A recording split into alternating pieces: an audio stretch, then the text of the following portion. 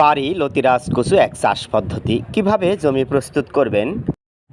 আপনারা প্রথমে জমিতে পর্যাপ্ত পরিমাণে পানি দিয়ে নেবেন। অতঃপর পাওয়ার টিলার বা ট্রাক্টর দ্বারা প্রয়োজন অনুসারে 2 থেকে 3টা সুন্দরভাবে চাষ দিয়ে জমি কাদা করবেন। দেখতে পাচ্ছেন চাষ দেওয়া হচ্ছে। জমি চাষ দেওয়ার পর সুন্দরভাবে মই দিয়ে জমি সমান করে নেবেন। প্রিয় দর্শক, আমি নিজেই জমি সমান করার কাজ করছি, আপনারা দেখতে পাচ্ছেন।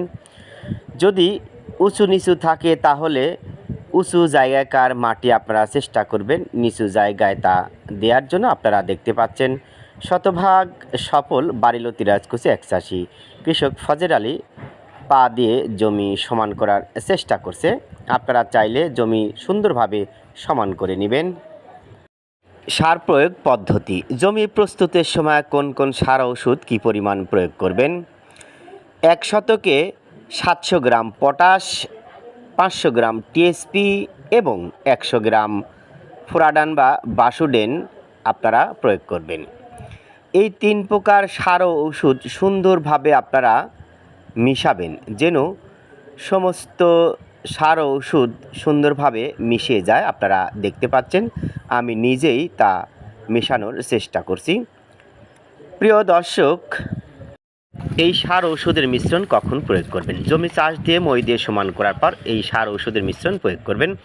এতে সমস্ত জায়গায় সমপরিমাণ সার ঔষধের মিশ্রণ পড়বে। এতে অনেক সুবিধা রয়েছে। চারা রোপণ পদ্ধতি। কোন নিয়মে চারা রোপণ করবেন, এক্ষেত্রে কয়েকটি পদ্ধতি রয়েছে। প্রথম পদ্ধতি, চারা থেকে চারার দূরত্ব 1 হাত এবং সারি থেকে সারির দূরত্ব 1.5 হাত। এই হিসাবে 1 শতকে চারা রোপণ করতে হয় 130 পিস। দ্বিতীয় পদ্ধতি বা নিয়ম, চারা থেকে চারার দূরত্ব 1 ফিট এবং সারি থেকে সারির দূরত্ব 2 ফিট। এই নিয়মে 1 শতকে চারা রোপণ করতে হয় 150 পিস।